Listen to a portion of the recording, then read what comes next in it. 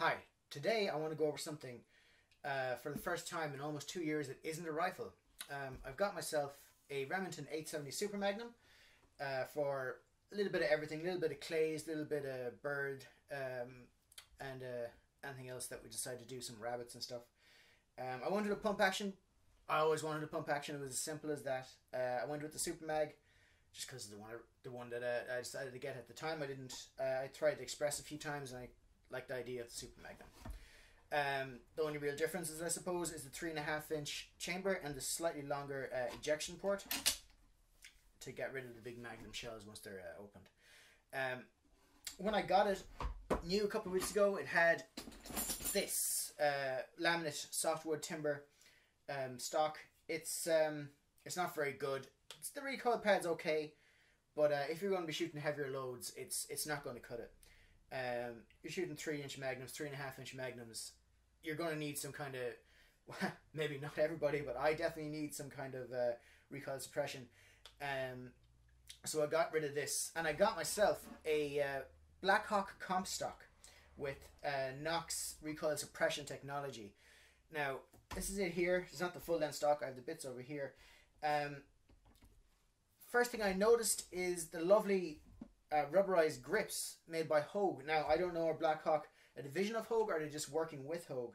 Now, I always wanted a forend made by Hogue just because of the nice grippy texture. Even when it's wet, it's nice and easy to manipulate. There's no struggling, no slipping, and it's not super long, and it looks good. So I was going to get one of these no matter what, but in the package for less than $100, I think they're online from between $85, I think, to $120 for this particular stock setup, including the forend, which is it's great. I think you might even be able to get them off eBay. I'm not 100% sure on that, but what it is you're basically Hogue to about here, your standard Hogue stock, which is a polymer with a slightly overmolded plastic finish, which is really nice. Then at the back here is just looks like injection molded plastic or polymer, and it by itself is not particularly strong, but it doesn't have to be, because this is the magic bit here. This is the recoil suppressor from Knoxx, and what it is there's a big spring here, and there's an arm which runs in an S to a runner here. So when this is compressed, it pulls the spring up this way as the piston pushes in, and it runs up and down on a metal roller on a metal rod that's up in here. I'll compress it here so you can see it, and it kind of works like a compound bow. It's hard to get started, but when it's at the back, it's nice and easy. And I can imagine this helping out when you're using a shotgun. It takes let's say you're shooting a normal clay round or a bird round. It sometimes doesn't even use the recoil reduction just because there's not enough to set it off. But once there is enough to set it off, like let's say you're using a heavier round for duck or whatever, it has enough kick to maybe bring this back to half compression, maybe 3/4 of an inch back, and resets. Then it doesn't reset hard because the weight of the gun is pushing against it. It doesn't spring up like it does on the table. But we recorded ourselves, which I'll show you in a few minutes, using 3-inch and 3.5-inch Magnum shells, and the difference is amazing on your shoulder. It does bottom out while using them, but by the time that thing is compressed, there's basically nothing left to smack against your shoulder, even on the bigger 3.5-inch shells. Slugs and buckshot don't seem to compress it fully either.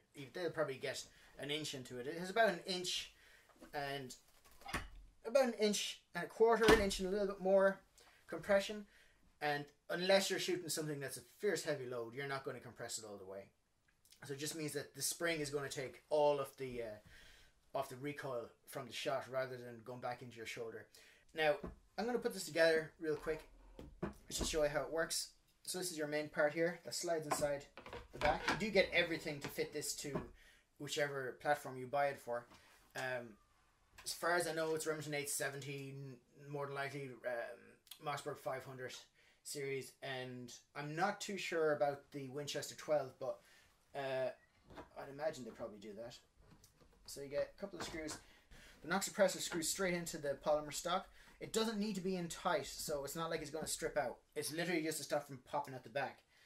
And you get two nice big threaded screws for that, and they'll go in, they'll hold it in. So once you have that screwed in, you have your little shoe here, which just kind of covers it, and you got your recoil pad, and it just fits in the back, goes over it. And it keeps it all nice and tidy and hidden away. And you have your two screws, just like a normal pad on the back. And this actually screws it into the back of the Knoxx suppressing device, and it's good and sturdy once it's on there. It's not going to go anywhere. There we go.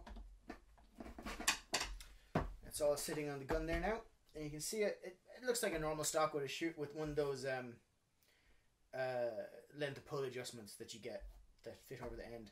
But I'll show you here. You can compress it much easier with the weight of the gun, and on shoulder it's not bad. When I'm sitting on it, it's good. I'm right along the bead. I'm not too high down. I'm not too low. It's for my cheek, it's perfect. So what we did, we got my wife to shoot some clay rounds, or some trap round, which was light stuff. As I said, it doesn't recoil with the light stuff. Then we tried some slightly heavier duck shot, and then she fired some triple dot buck, and she did it with this, and we did it with Benelli Nova, just to do the comparison between the two. And then I shot some 3-inch and 3.5-inch magnums, just to show you what it's like under severe recoil, and you'll be able to see for yourself. Clay shot. Okay. Okay, whenever you're ready. Okay, cycle the gun. Just pull back and push forwards. Okay. Up again. For the camera, this is a duck shot. Okay. God. Okay, cycle. Okay, for the camera, this is triple dot buck. Okay. Okay. Okay, 3-inch shell.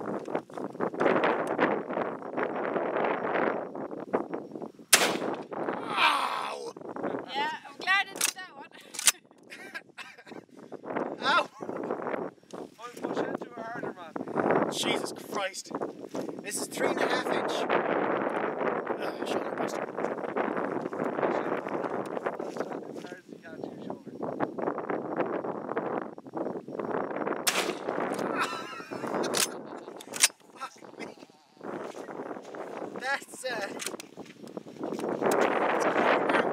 This is a standard. Thank you, assistant. Standard trap round.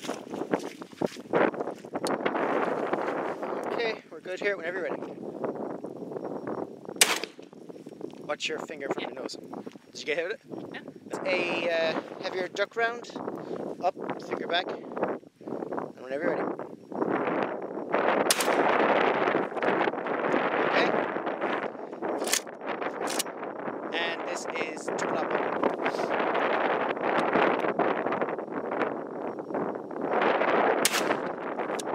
It's much better on the camera, I'll give it that. So it didn't sting. Okay.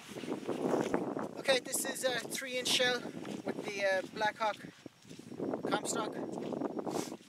Let's see what it's like.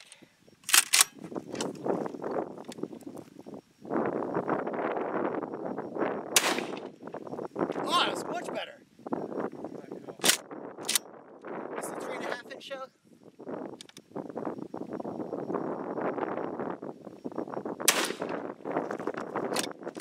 No pain in the shoulder. The gun didn't jump. It didn't slap or anything. Just as it says in the tin. Now you can make up your own mind after that. You've seen the difference it made, especially to my wife shooting the buckshot and the heavier duck shot, which had no, and that was I think that's 5 or 6 mil buck. It was pretty big, and it does cause this to recoil, not fully, but nearly there. And when she used the Benelli to do it, she really hurt her shoulder. But yeah, I mean, it really does what it says. It takes out the recoil. It doesn't screw with your height over the rib, so it's quite good for shooting clays. I've shot a good few with it now, and it's not overly heavy. It makes I would actually take a guess at it being slightly lighter than the laminate wood stock overall. But one of the most important things is it also looks good. It doesn't take away from the look of the gun. I much prefer this nice black finish over the laminate brown wood for sure. But yeah, I'm glad I picked it up, and it's going to stay on this one for quite a while. Thanks for watching. If this helped you out in any way, give me a thumbs up and a like, and I'll know to keep doing particular videos about Remington 870s and such. I try to make my videos as, I suppose, informative as possible, but if you need anything, give me a message below and I'll get back to you as fast as I can. And if you want, you can send me some of your gun club or your Facebook groups patches. I'll stick them up in the wall here. Got a few already.